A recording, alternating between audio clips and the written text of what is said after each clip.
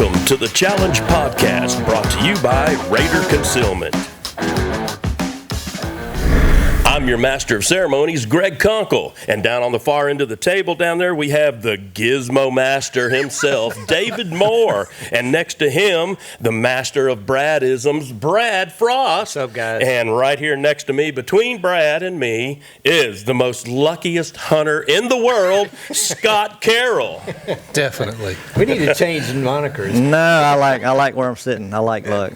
Hey guys, welcome to this first edition of the Challenge Podcast. Like you said, Greg, brought to you by Raider Concealment, and we have teamed up with the guys from ATAX, and they have created Raider Concealment, and we're proud to be partnered up with them. And Brad, I know you and I have used that. Don't forget that. Oh yeah, the new logo. The new logo. Okay, sorry, but back to where you were, Raider Concealment. Thank you for keeping me straight. Yeah, sorry. Just somebody's got Brad and I have used this in the past, and I can't tell you how happy I've been with it, how versatile it's been. You know, we went to Florida, we went to Georgia, Kansas, Wyoming. I mean, it's been incredible. Yeah, it worked everywhere. I mean, a couple of times when I'd be filming you, I'd see you against a tree, and if you weren't wearing your bino harness, I wouldn't see you. Yeah. I mean, you really just disappear. It works in all different terrains. And so, we're really excited to be teamed up with the guys. And, you know, we have changed some of the format of the show. Yep. We've got a new Tweaked logo. a few things. Just tweaked it. We got a new logo. And we've named this show The Challenge instead of Accept the Challenge. Right. It's just The Challenge.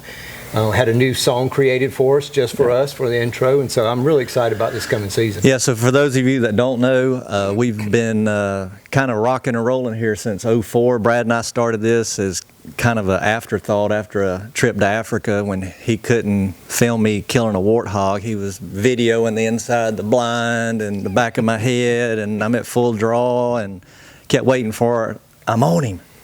I never heard I'm on him, and the warthog got through drinking and walked off, and I'm like, what am I doing?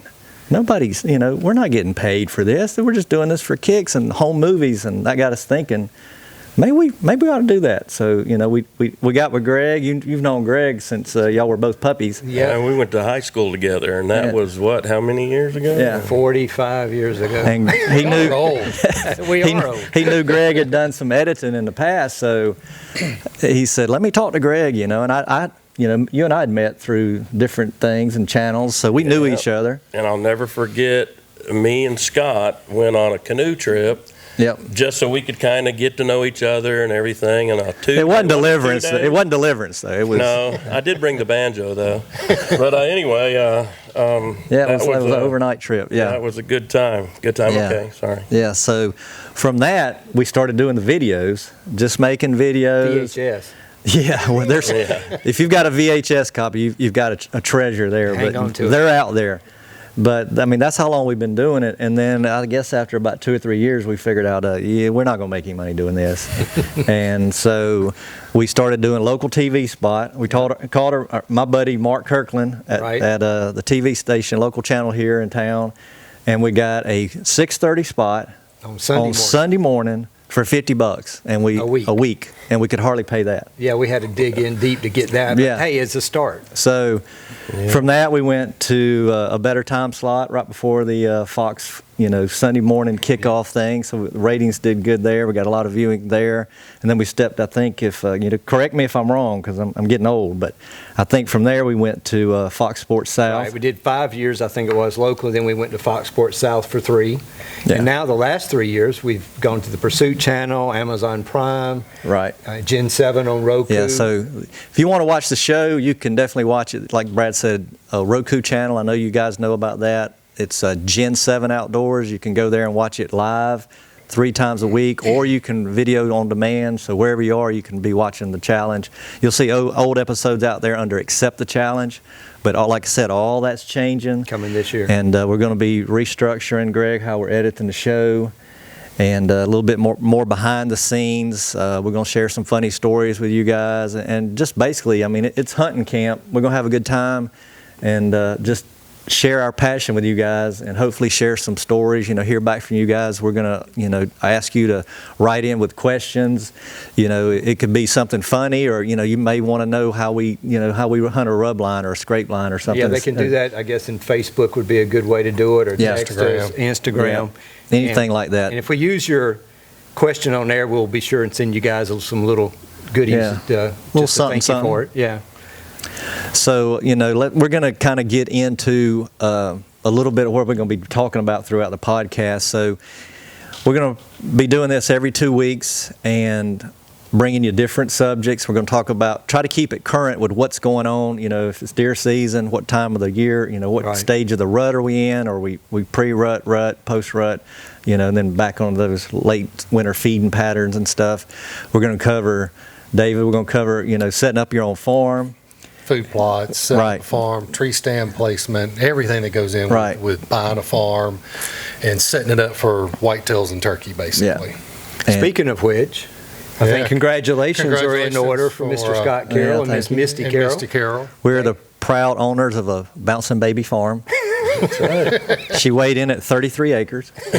So we are tickled about that, and we're going to show you, hopefully, how you can take a small parcel like that and turn it into a pretty good hunting piece of ground. And I've owned 21 acres in the past, and we got it done there. So I think we can do 33 for sure.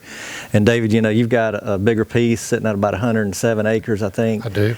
And a little bit bigger. I mean, everything around here is that's actually probably considered a big piece. Yeah, that's a big piece of ground. Here in Georgia. Where we hunt, that's probably considered a big piece. I grew up hunting 25 acres myself, so I'm used to a small parcel. And then you went in there and had food plots cleared, new roads. It was such big timber, it was kind of hard to hunt, to be honest with you. Yeah, and it was just a solid block of timber. No edges. Which you get a lot of around here. No diversity, there's a lot of pine trees in Georgia, a lot of pine plantations, and there can be really no edge, no transitions, no diversification at all, and there's really one good way to kind of take care of that and you got to get the timber cutters in there. And a lot of people don't like to cut timber, but believe me, cutting timber is great for your wildlife. Yeah, exactly. And you can make a little money. Yeah, and you can make a little money, and then you can spend it all on roads and food plots. and a barn. Track. And a barn. And a barn and track. Yeah. So I don't have any timber money left over, but we still got a lot to do. Yeah. It's going to be fun. But it's going to be fun. We're really in year one because, I closed late last year, just kind of like you just did. It was deer season had already started when I closed on that farm last year. So. And I was with you when you what was that, 8-point, 9-point? I can't remember. Yeah, it was an 8-pointer on November 7th. I killed 3 deer off that farm last year. A nice buck, 2 does, and it has big deer. There's no doubt about it. We got some good ones on camera. But it's learning that last year was really just learning. It was all about learning where the deer were bedding, where they were feeding, where they were traveling. How much time were they really spending on 107 acres? And they were probably spending more time on there than I thought. But and then it's kind of shaping that farm to keep some deer on there, but also making them go where I want them to go. Yeah. So, and you can do that, and we'll talk about that in detail, but you can do that through timber cutting and creating some edge and creating some diversity and clear cutting some places. No sane Georgia deer walks across a creek. Yeah, we said that when we go to Wyoming. We see deer out there, and it's like they're going to travel where they feel safe and secure. That's typically where they have cover. So, and you can kind of guide them by doing some timber management and timber cutting, and we'll talk about that kind of stuff. We've been fortunate to hunt all over the country, other countries, and all that. But I think there would be something really special taking a deer on your own property. Right. I personally don't own any, but I have access to some, and it just, even if it's a doe, Corey means so much more. Corey shot a doe just 2 weeks ago, right before we closed, but we had gotten permission from the landowner to, once we got a contract, we can go ahead and set stance, whatever we want to do, and so we did it. And I told him he wanted to go up there like one time before me, without me, when I couldn't go. I was like, no, that first day is going to be me and you, father-son deal. And I put him in a spot I was pretty sure he was going to see deer. Where there would be a buck doe, I don't know. But I thought, you got to keep these kids seeing deer, man. So I knew from trail camera photos that he was going to see deer. And he shot the first deer on the property. It was a nice doe, so that was kind of fitting. And it's super special for you, I'm sure. Yeah, just being able to share that with my son, and I kind of did all the legwork, which that's going to change, Corey, if you're watching this. So I got to get my son out there and get more active. I mean, we got a lot of work to do out there, and you know, we've helped David put up stands. You guys come out and help me move that tripod. that was something else. But I mean, that's what it's all about. I mean, those are memories right there, and sharing and being able to share that stuff with you guys. So I mean, it's nice to have a piece of ground, but you want to share it with your buddies, you know, and your family. So, well, Greg, just a couple of years ago, you got several pieces of ground of your own as well, right? Yeah, well, if counted up, it's 36 acres. We live on 20, so I have pasture, all that. But see, you know, I've got the farm thing too, you know, fainting goats, donkeys. 9 dogs. Our donkeys just had a little baby donkey. So, 9 dogs, 10 cats. 2 turtle doves. Turkeys, peacocks, chickens. Got all, and there's still 4 boys at home, so we got a lot of animals still at the house. They need 20 acres just for their critters. Right, but the fence line, there's actually woods that surround all that. Yeah. And so I have a buddy stand in one corner, but down the dirt road we're near, I have 16 acres. So that's where I've been. It's just long, so I put a climber in the front, or a lean on, and then down at the back end I put a blind. So. Deer, you know, that's corn, the thing about acorns are dropping, so it's just being there at the right time. Yeah, exactly. That's the thing about the deer. I mean, turkey to a lesser extent, but God loved the whitetail because they're so adaptable. They can live. I mean, anywhere. Guys in Atlanta are killing 180s up there, you know, on a 3-acre parcel inside the city. I mean, that's all bow hunting, but still, I mean. For some guys, it's like, man, I don't want to sit there and listen to looking at 85. Looking at a swimming pool. Right. But that's the way they do it. But they're killing where good the deer are. Yeah, I mean, my saying is, if the deer don't care, Scott don't care. But for some guys, you know, I know my brother. He, you know, we got that one stand up near the road where Corey shot that 139, that 10-pointer. And he don't like hunting there. I mean, there's good deer there. It's a natural funnel because the highway funnels deer right in front of you, and the highway sits up above you. But he don't like sitting there watching cars go up and down the road. I mean, I get it. Yeah, I mean, Corey was counting cars that day to stay awake. I mean, he shot that deer in a rainstorm, but he won't ever forget it. No, that was the best deer any of us have killed. That's the best deer off that property. I mean, we've seen some good deer, but I think that's going to be the highest scoring deer. He's beautiful. We actually had trail camera pictures of him from 3 years prior, and it took a little digging until I found it, but that was the exact same deer. So anyways, you know, we're kind of rambling on right here, but we're going to have a lot of guests here too.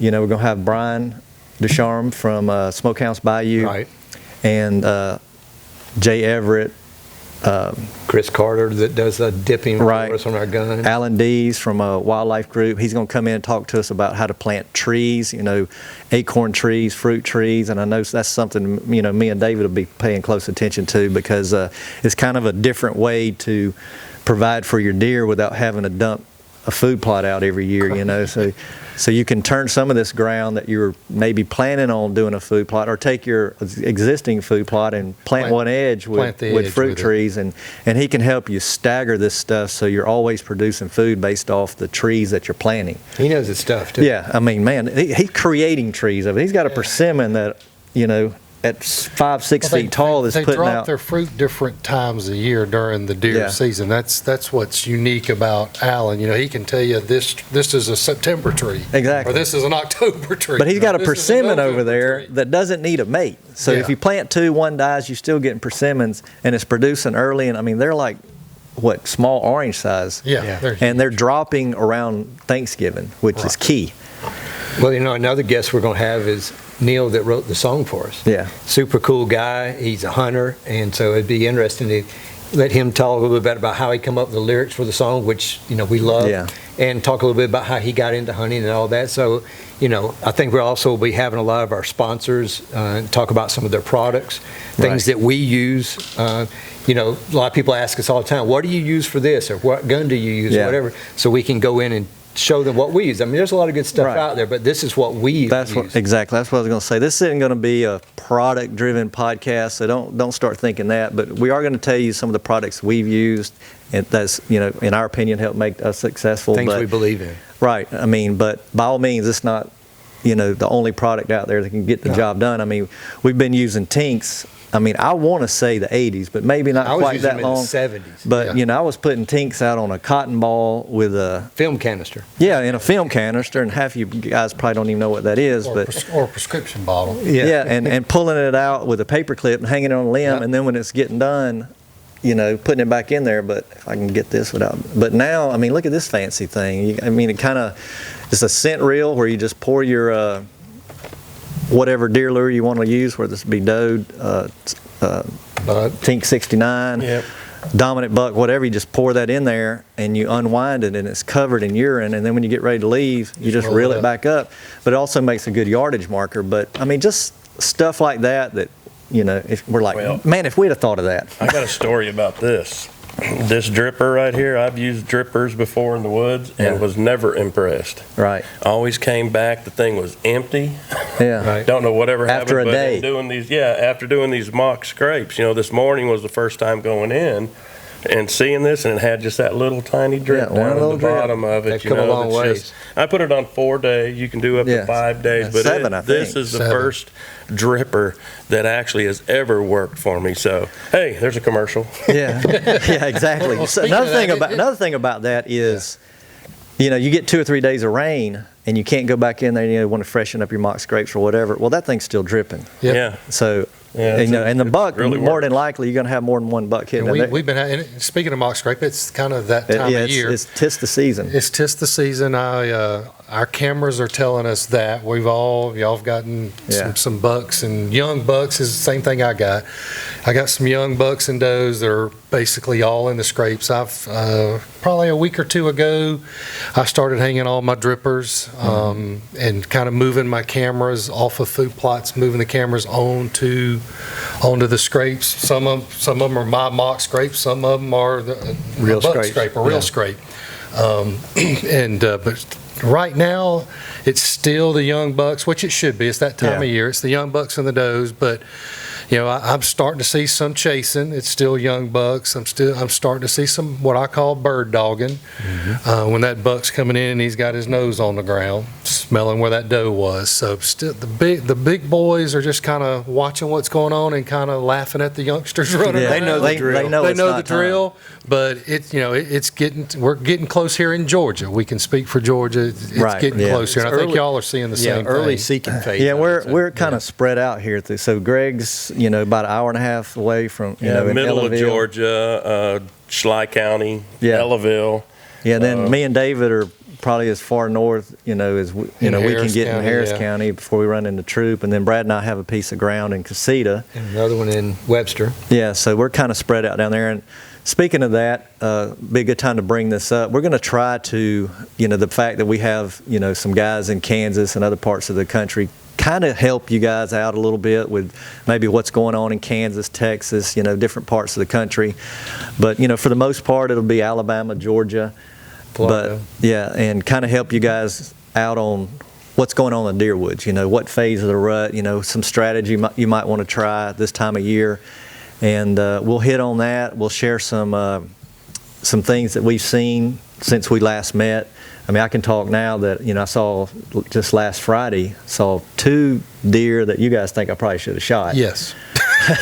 To the point where I went back with you. Right. You go back the next day with me thinking we'll see at least a doe. And I was going to make sure you were going to pull the trigger. Right. I forgot I did take the safety off, if that makes you feel any better. A little bit. But You do know we film a hunting show, right? Yeah. well, that's the thing. I had one deer framed up, ready to go, and then I decided not to shoot him, and then I sat back down and looked at it later, and it wasn't recorded. But you could see prior to that, you can see the gun barrel, that CVA in the window moving. So something happened, and it just quit recording. So I would have really been upset had I taken that deer and there's no footage of it. Oh, the stories we can tell. Yeah, the Well, That camera has saved many a life. cameras save a lot of deer. Well, turkey. it saved one that I can remember and you'll never forget Oh my in Kansas. gosh. You had to go there, didn't you? Had See, I the was thinking of the buck of a springbuck. lifetime. I was thinking of the springbuck that jumped 9 feet in the air, and we're like, oh my God, that's going to be a great kill shot. And you forgot to A hunt. double punch. Yeah, you double punched. People think it's easy filming a television show. And for all you out there that want to do it, I encourage you to try it. Yeah. But You just want- know that the part you see on TV is 10% of making a television show. Yeah, Maybe. exactly. That's the fun 10%. Yeah, and There's don't a get lot in it to make a lot of money. Get in it because you love to hunt and you want to have fun. Love to film it and show it to other people. And that's really, when Brad and I started going to Africa, at the time my dad was of the age he could go, my brother, there's still, time for them. But that's one thing that was a driving force behind, let's film this stuff, take it back and show our friends. Because every time we got on the plane, it was just me and you. Yep.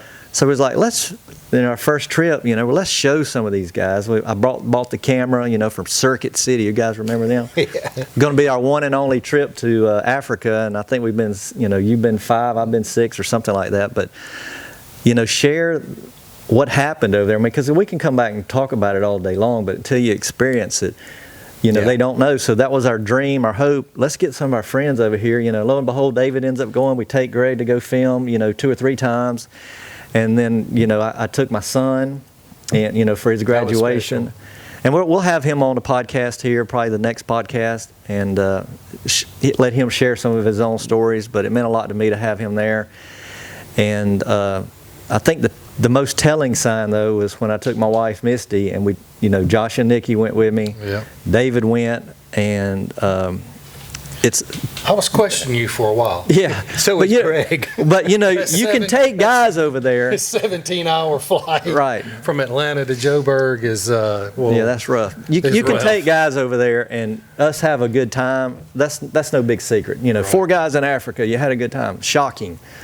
But when you can take, like my wife, she's only shot a turkey. That's the only time she's ever hunted. She goes with me to, deer hunt and hog hunt. We never see anything. Never. I think she's putting perfume or I don't know what she's doing, but we never see anything. So a turkey can't smell, so that's why we got a turkey. But when her and Nikki, who does hunt, right? But we're standing in the airport getting ready to leave, and I'll never forget it. Yep, I remember. I don't remember Nikki crying at her dad's funeral. She didn't. She cried when we left Africa. Yeah. My wife cried when we left. And for women to go over there to Africa and have that desire and, just knowing that what they were going to miss. We always talk about it's about. It's about the experience. And yeah. It's. Well, I remember you sent me a pretty nasty text 2 days after we got back. Yes, I did. And then a day or 2 after that, Josh and Nikki hit me up talking about, you have no idea how much I hate you right now. Yeah. Well, I cried the first time we left, too. I was having Africa withdrawals bad. Yeah, but that flight, you're pumped up for about 7 hours because you think, man, we're going to be there like that. And then 7 more hours, you're like, these guys are nuts. The first time we flew out to Africa. You're looking to get off the plane, man. Halfway there, I can't sleep. I can't sleep in the car. I do. I might doze off on the airplane. I can't sleep. We got video proof that he can sleep in the car. Walking around, talking and mingling with people. We're halfway there, and I'm sitting there going, these guys are freaking nuts. These guys are crazy. This is ridiculous. Blah, blah, blah in my head, conversating with people. But then when you get there, yeah, and you see the culture, you get on the little safari vehicle and ride through, and the animals that you see, the things that you witness, oh my God, it's just unbelievable. Not all that whatever jet lag, whatever you might have is gone. It's just beautiful, beautiful country. I remember when we got back, Greg says, when are we going back? Yeah. So all that is worth it. And one thing about us, we've never done this it's not about the size of the animal. Sure, we want to get as big as anybody else, but our main thing is the experience of the hunt. Right. It's all the other stuff. That's just the reason we do it. But I think people get too caught up sometimes in the size of the animal, what's it going to score. Way if it's too much legal of that going on and you can make some memories, I think that's why we do it. If it, just like for me, those 2 deer didn't do it for me. So you did the right thing. I wanted to. I tried. I thought about it. I tried to stop them just so I could get a better look at them. But I even yelled at them. They were on a mission. But, I think, first of all, to kill big deer, you have to live where big deer, so in Georgia, we're going to shoot a 125, 130 in a hurry, and I'm not going to apologize. No, absolutely. All day long. Right, and especially with a bow. Correct. And I'm going to be happy with it, and I don't care what anybody else thinks, and nobody else should care what anybody else thinks. If your deer makes you happy, that's all that matters. That's really. right. So, like Brad said, we may shoot some deer that you guys may not shoot. I'll shoot a lesser deer on public land, David, than I will on my own place. Yes. Because it's more of a challenge, and to get a deer at all on some of these places is And a we trophy. have that coming up. You're next week. So. Next week, 3-day challenge. Speaking of a challenge, I got Yeah. 3 days. Actually 2, because I'm not probably going to be able to hunt the first day. So Yeah, 2 it's days to try to kill a Scout and kill a deer.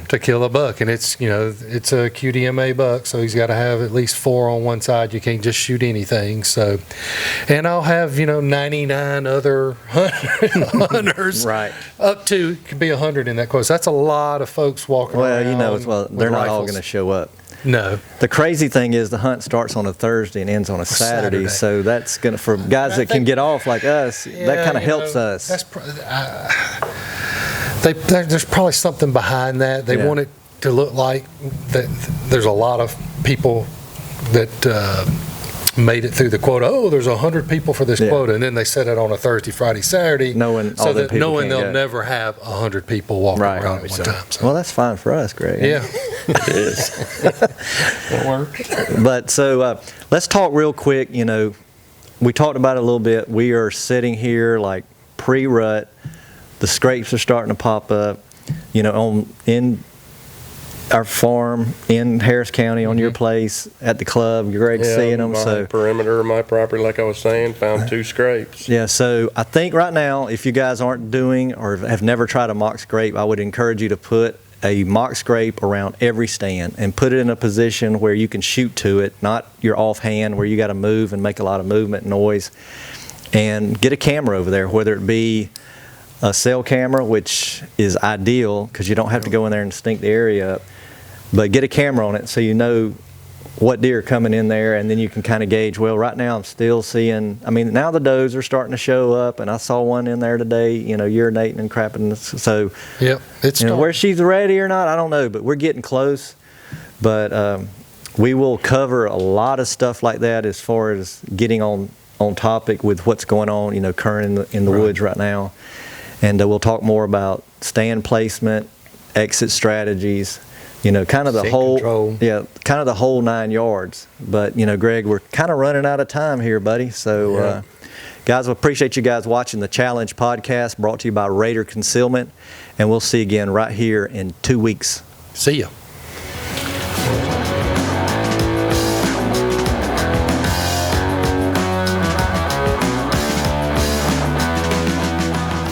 Hey guys, if you like this video, please hit the like button below and subscribe to our YouTube channel. And do not forget to ring that bell so you will get a notification when we upload our new video.